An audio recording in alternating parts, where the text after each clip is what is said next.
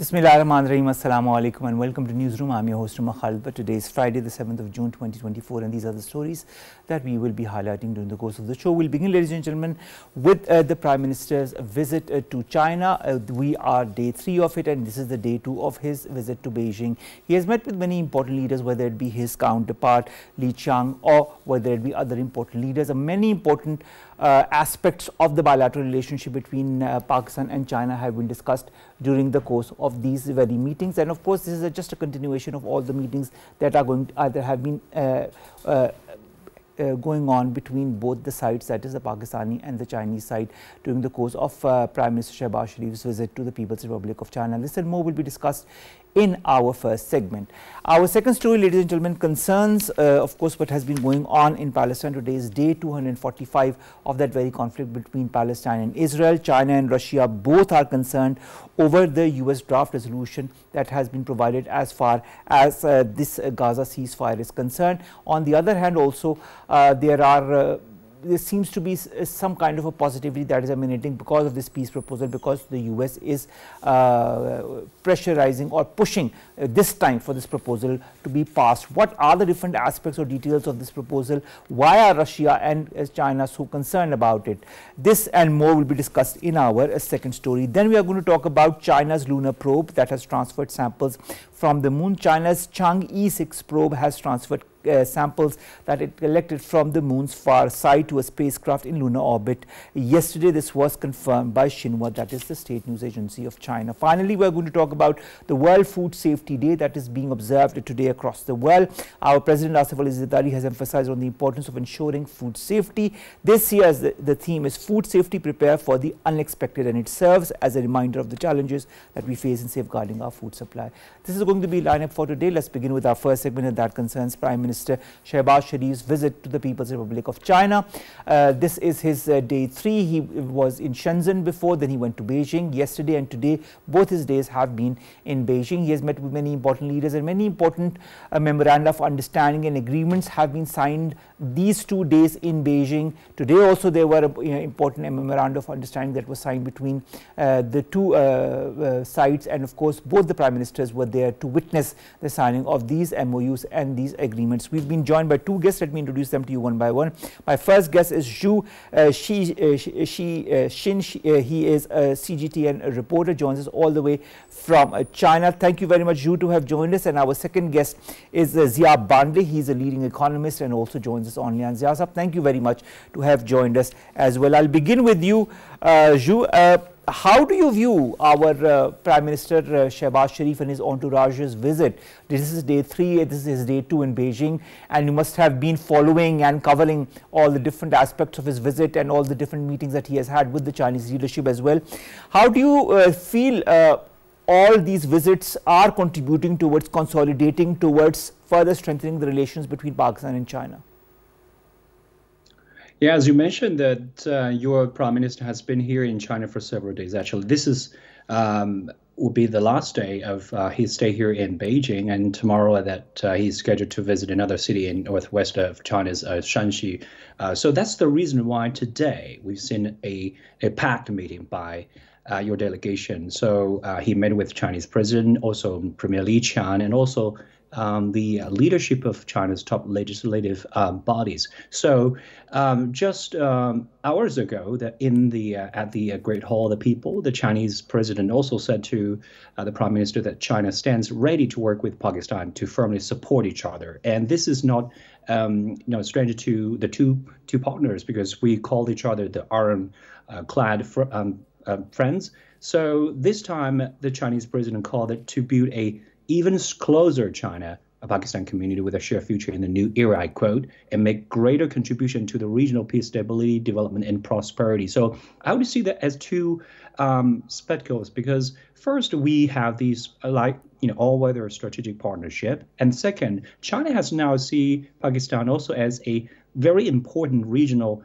player in doing this part in terms of regional peace. So we if you put aside from the political dialogue that we know that for this visit, the business investment cooperation is the major focus of Xi's visit. So back to Shenzhen, actually, he had the business forum talking with the entrepreneurs. And this is the most important part because now the two countries are seeking some practical cooperations, not only through the CPEC or the economic corridor, but we have also some MOUs, as you mentioned, that we are going to talk about. So this is a kind of like various fields that two countries are now standing together to work on this and to make sure that as your prime minister said, that the China has a really good example or experiences for Pakistani people to learn. So I think this visit plays a very important role because it has ensured not only the bilateral ties,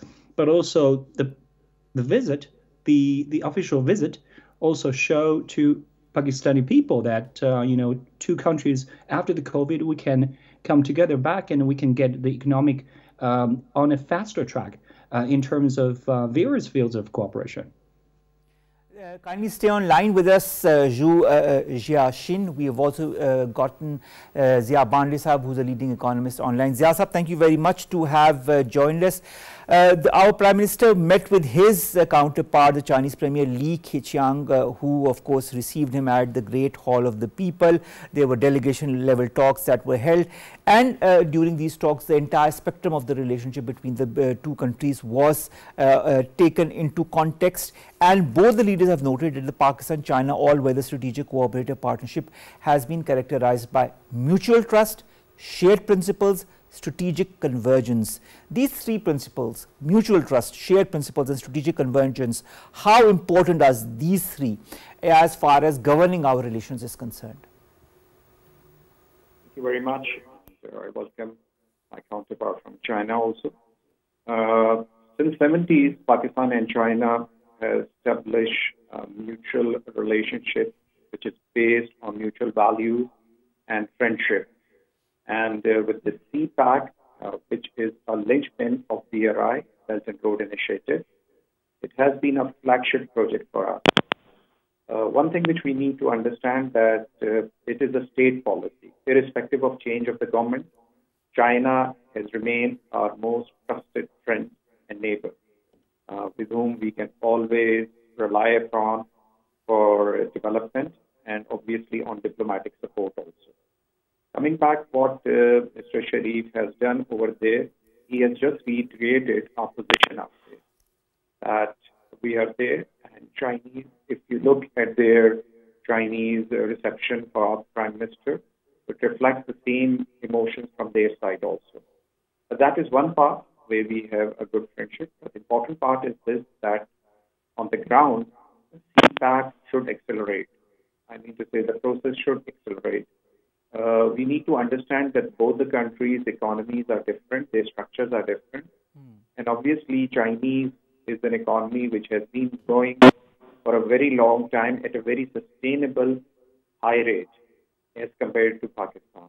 So it not only reflects numbers, it also reflects the whole ecosystem between the two countries. So what is important for Pakistan also, and I think we are grateful to our Chinese friend also, that they understand that there is certain inertia and we cannot match at times the Chinese speed or Chinese desire. But still, with Prime Minister going there and reiterating his support, I believe all these projects which are going in, because as of today, if you look at it, there are about 122 early harvest projects, out of which 32 were completed and executed. So there is a lot of things which Pakistan has to do, and obviously we need Chinese support in it for early completion and for these benefits to flow at the grassroots level in Pakistan. And obviously this is going to benefit the Chinese businesses also. All right.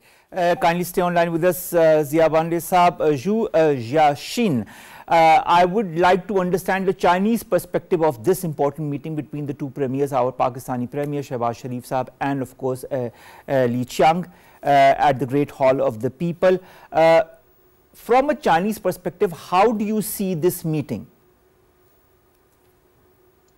Yes, Premier Li Qiang has been a strong voice indicating China's economic development plan and also opening up. So meeting with his counterpart Li Qiang would be more focused on how to substantiate those political visions and also economic cooperations. We know that Pakistan hopes to promote interaction between enterprises in both countries and utilize what you call special economic zones. And also you have your labor advantage to establish joint ventures and also facilitate the transfer of industries and technologies.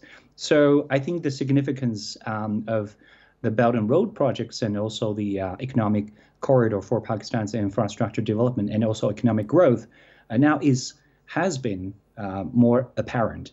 And meeting with the cabinets, also other enterprises meeting with the economic body, I would say, the Pakistan now is looking to more investment from China to advance its economy. So I think the meeting would strengthen cooperation in various fields, including agriculture, industrial parks, mining and information technologies, and other fields. So I think that meeting not only just bring about some substantial goals, substantial achievements in terms of signing MOU. I think the two sides, especially when it comes to hundreds of economic and business delegation members, to meeting with Chinese counterparts and also have this kind of economic outlines for the cooperation, that would help.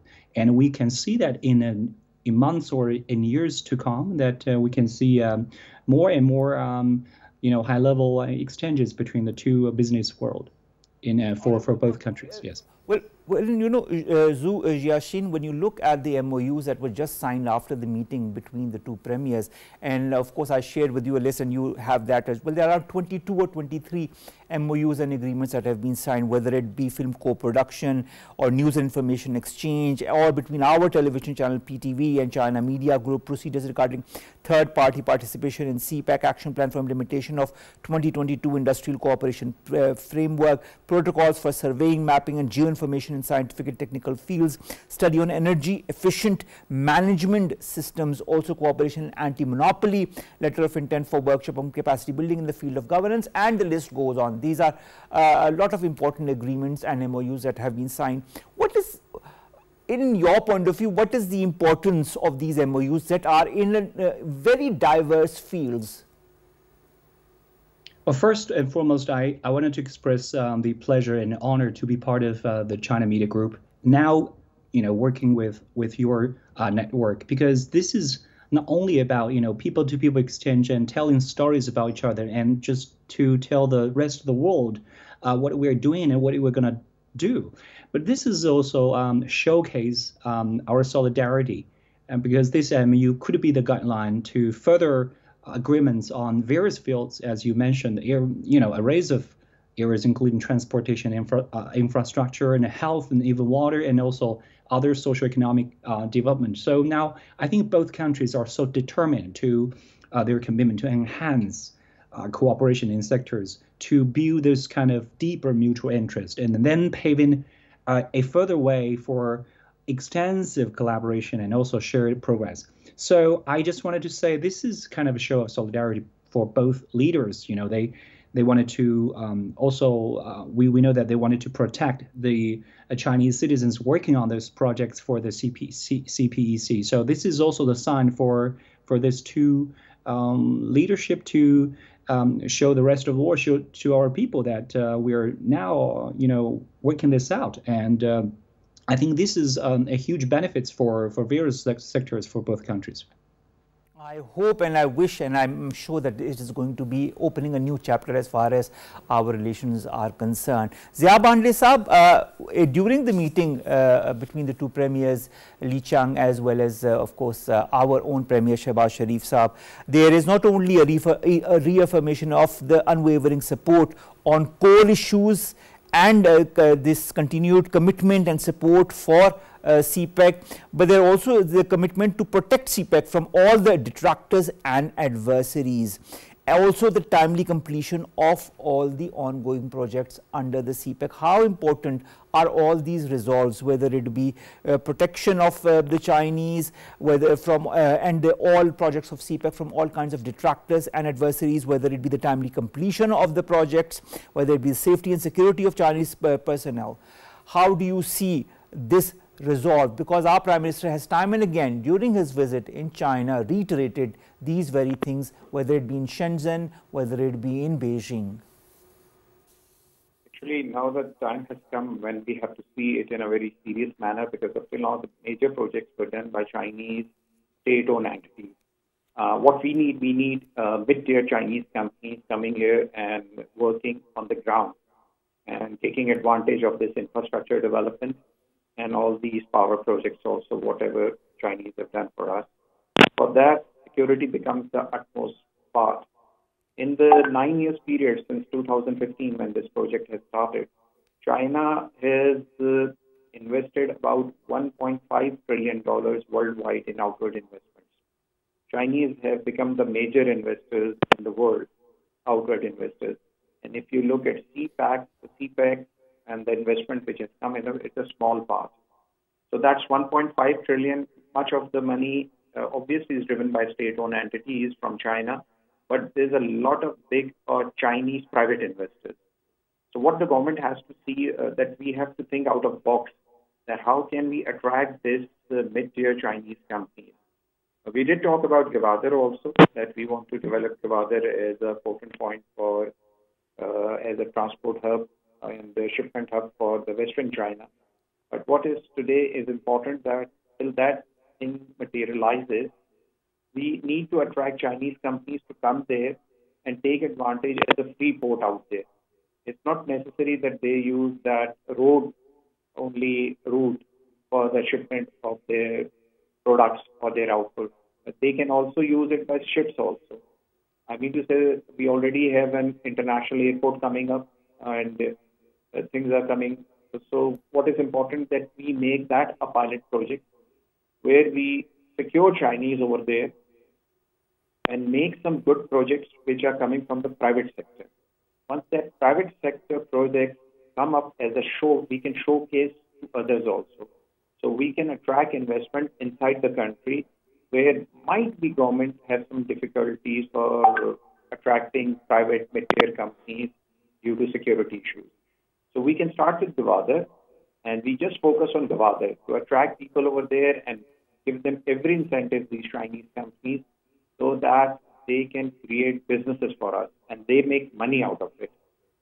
So we have to see on all the directions, not only in one direction. All right, Zarbandi Sahab, also in this meeting, both sides have reiterated to continue to consult is the key word, closely on issues of regional and global significance and multilateral fora, especially during the 2-year tenure of Pakistan as a non-member of the UN Security Council. We know, you know that Pakistan has just been, brought to the United Nations Security Council as a non-permanent member. How do you see this consultation process from a geostrategic and geopolitical point of view? Because there are so many issues that concern both Pakistan and China, and there are so many issues that both the countries could also work together. This is very important. I need to say that we have been supporting each other, and if you look Pakistan's foreign policy, we have got a tacit and very open support for China position, whether it is on Taiwan, whether it is on Cyprus or Xinjiang or any other places where West is trying to go weak. Even if you look at the Southeast China Sea also, Pakistan has always supported the Chinese position. And as a UN Security Council member, I mean, the non-permanent member, I think so we will have an opportunity to showcase our support for the Chinese point of view. Likewise, China has always supported us, whether it is our regional issues with Afghanistan also and with India also. The Chinese always on our back.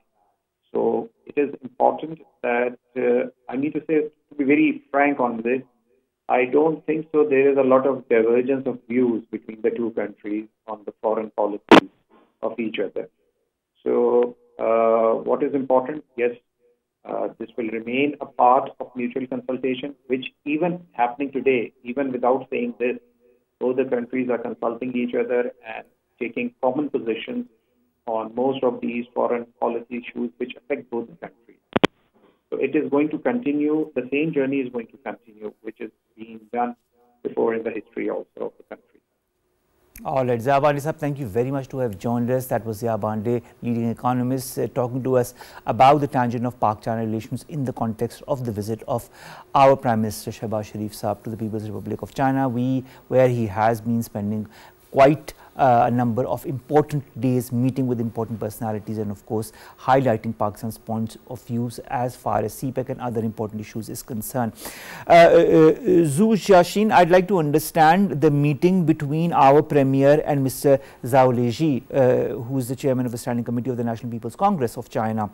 The chairman, Leji, echoes the Prime Minister's warm sentiments, and this is what I want to ask your point of view on. Notes that under the strategic guidance of President Xi Jinping, China was also committed to further solidifying the all-weather strategic cooperative partnership with Pakistan.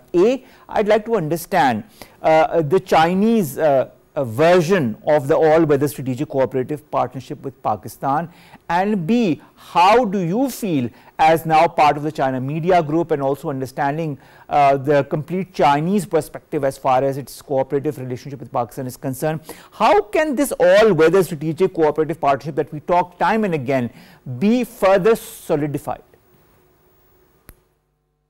Before going to that part, I just want to stress that for any China's foreign policies, I think the most core interest, as our Pakistani panelists mentioned, that we both support each other in safeguarding our own core interests. So when it comes to the strategic cooperative partnership, either our relationship with Russia or our partners. So I think the first and foremost is that we have to stay, firmly committed to supporting each other's core interests. And that's why either our foreign minister or Chinese president has actually underscored that China will support Pakistan in safeguarding national sovereignty. And also in return, your country has been supporting on a one China policy, the South China Sea issue, that was also having questions. So this is the very first point that I just want to make. So again, adding to that, I think the second one is that we both, under this strategic partnership, we are firmly committed to advancing the so-called all-round practical cooperation. That comes to, the two-side economic corridor, and then they help Pakistan better achieve economic growth and improve people's livelihood and promote scientific innovation and also green development. At the same time, I think both sides under this partnership guideline will actively and properly promote the third-party participation as we discussed in the China-Pakistan Economic Corridor Cooperation. So both sides now have to understand that efforts should also be made to strengthen cooperation in industry, also agriculture, new energy, and also information, as we said, and other fields based on local conditions to help Pakistan achieve your independent and balanced and sustainable development. When it comes to a third one, that we also talk about the common security. So both sides are now very determined to combating terrorism and security cooperation, and call on the international community to further build a united front against terrorism. And that is the thing that we strategically understand. We would take a zero tolerance approach in combating all forms of terrorism and eliminate the breeding ground of terrorism by addressing both its symptoms and also root causes.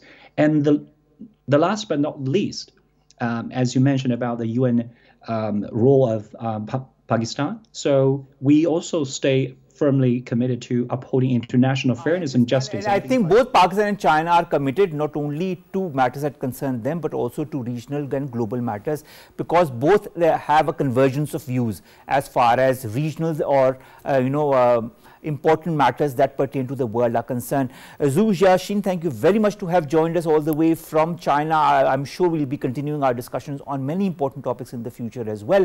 And of course, wish you all the best with all the rest of our Prime Minister's visit to China. Thank you very much to have joined us. Let's go to a short break.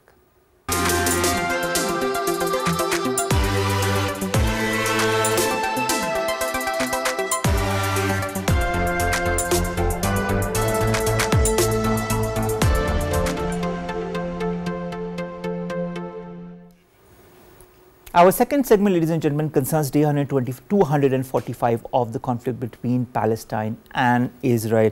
Now, the main issue here concerns the peace proposal that has been forwarded or being pushed by Joe Biden, who is the US President, whether it be in the United Security Council or whether it be to the important partners who are concerned and who have been working towards some kind of a negotiated process between Palestine and Israel. The issue is with countries such as Russia and China, who do hold veto powers in the UNSC, who have raised concerns with this draft resolution. We'll be highlighting what could be the important matters of contention as far as China and Russia are concerned. But as far as Israel is concerned, there's also a continued spate of violence, barbarism that continues in different parts of Palestine, whether it be in Rafah, whether it be in Gaza. The number of casualties keeps on increasing, and the latest, of course, number is 36,731. Till last reports came in, and the numbers are increasing. Around 83,530 have been injured since the 7th of October. That and more is going to be discussed in our second segment. We've been joined by two guests. Our first guest is in the studios. She's none other than Dr. Salma Malik, foreign affairs expert. Thank you very much, Dr. Salma, to have joined us. And our second guest is Dr. Maliha Lodhi, former ambassador to the United Nations. We'll begin with Dr. Salma Malik. Dr. Salma, Russia and China, this is very interesting for me. Now, Russia and China, which hold veto powers in the UNSC, have raised concerns with the US draft resolution that we've been hearing about since the last few days, since last Friday. In fact, it is almost a week since Joe Biden has proposed this draft resolution. Now, the Council's only Arab member, Algeria, has also signaled it was not ready to back the text. A resolution needs at least 9 votes in favor and no vetoes by the US, France, Britain, China or Russia to pass. What is the concern? Why is there a concern? Thank you so much, Umar, for having me on the show, first of all. Secondly, about your question, one thing that you stated very clearly, that it has to be no veto to any of these resolutions tabled for it to go through. And then, of course, the mandatory consent of 9 members, including those who have the veto power and otherwise. So, having said that, the reason as to why Russia and China have raised their concern is that they are not very sure about the language of this resolution, how sincere this resolution is, plus the fact that you see this resolution saga has been happening for quite some time, where once the Chinese and the Russians were trying to table something, the US would veto it, and so on and so forth. But they are not very confident about the language that US is using here, and also the fact that whether or not Israel is going to truly honor what is going to be tabled here. And because it's a 3-staged phased resolution that they have said that we'll pass this resolution, and then Israel and all, they have to carry out the ceasefire in 3 different phases and steps, and no one is confident that this will actually go through or not. So either it has to be a complete and comprehensive ceasefire or not, and Netanyahu has already pointed out that he's not going to take up this offer, and he's not going to seize. Then why is Joe Biden saying that it has the backing of Israel at this? I guess that's also because it's the election year. Joe Biden has to look good after doing everything that they have done, after giving weapons in their hands, after making their allies provide weapons to the Israelis. Now he's trying to do some damage control, because you have more than amply covered in your various shows as to how there is so much of noise and there's so much of resistance and voices rising against the US role in favor of Israel throughout the US campuses, and the discourse and the popular discourse, the academia, everyone, they're raising their voices very high. Young children are getting arrested, and they're very proud of it. The parents are actually congratulating one another that their children got arrested because of raising a very ethical issue. So as a result of that, there is a lot of noise, and this is also the time when there would be several first-time voters, there would be several of those who have to decide about America's future, and Joe Biden kind of knows that this would not happen unless and until he does some damage control. And this is one way of his doing the damage control. And it's actually very convenient if China and Russia don't agree to it, America has this notion that, oh, we tabled this resolution and the others were not takers. But to be very honest, the world is not a fool. They understand the dynamics of how these things work. But it seems as if the establishment in all of these important countries across the world wields the power and wields also the voting narrative, whether it be in the US or whether it be in other important European countries. We've seen, you know, you were talking of damage control. We've seen also how there have been protests all across the US, all across the European Union. But what it seems as if none of the governments has, you know, changed any of their methodology vis-a-vis this Israel-Palestine conflict, despite the anger mounting. You know, the issue primarily here is that there are some very strong economic as well as political lobbies which are supporting these governments, and they're fearsome that that type of support will pull out the minute they start doing anything that has kind of a popular sentiment attached to it. One. Number two, of course, the American government cannot function without the Israel lobby at its back, and they dare not undertake any other action in that regard. It's very convenient for them to spin this narrative about Hamas initiating what it did and Israel only retaliating, but the proportionality of the retaliation and the proportionality the type of atrocities committed against the Palestinians, in fact, it's not a proportionality. What I'm saying is that the factor has totally been overlooked here. But the type of atrocities against the Palestinians, bombing UN enclaves, when we were studying conflict, when we were studying international law of armed conflict, few things would be kind of the basic primer where they would say that sanctuaries, UN enclosures, schools, mosques, places of worship, hospitals were places which would not be bombed, should not be bombed. These are sanctuaries, these are safe havens, and here you have people running to those safe havens. Here you have Palestinians actually being asked by the Israelis to go to certain areas, and when they go there, those are more like death traps for them. The very next hour they are bombed and more people are killed. So this is entirely genocidal, and the US is part of that. And whatever damage control, semantics, rhetoric, whatever terminology we may use for that, that is all only and only the fact that they're trying to win back a little bit of that favor that they have lost because of the election year. One aspect. Second aspect, the point that you raised about that the election matters or not, the way the consent is manufactured. We have seen US do that. We have seen US do that immediately after 9/11, when the US president of the time, George Bush, and his minions went around trying to manufacture the type of consent which then made the Americans and the Western allies enter Iraq as well as Afghanistan. And that is another discussion altogether, the weapons of mass destruction. Exactly, weapons of mass destruction, humanitarian aid, humanitarian intervention, right to protect. So they use all these fancy terminology, and people get lost in translation, but at the end of the day, it's all real politics and nothing else. All right.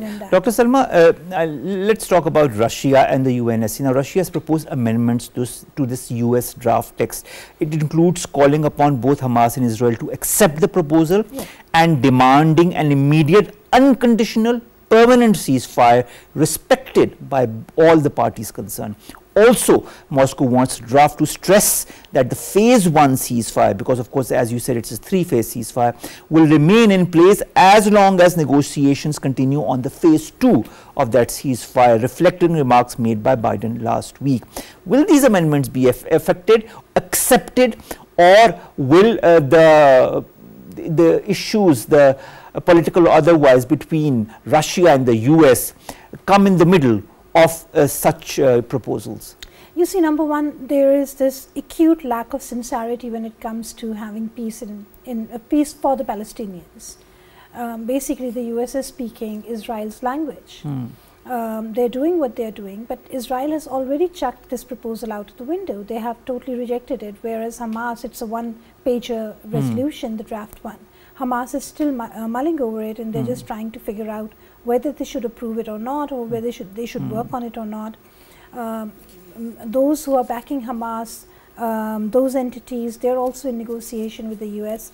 So there is this sincerity on the part of the Hamas and the other actors who want some reprieve for the Palestinians. Of course, we are not talking about the fact that those who have lost their livelihood, they have lost their children, nothing of that can be reclaimed. But the fact that will this ceasefire agreement work? Unfortunately not. Hamas, Israel has already rejected it. They are not going to go for the ceasefire phase 2, let alone phase 3. But having a complete and comprehensive ceasefire is not something that Netanyahu would agree to.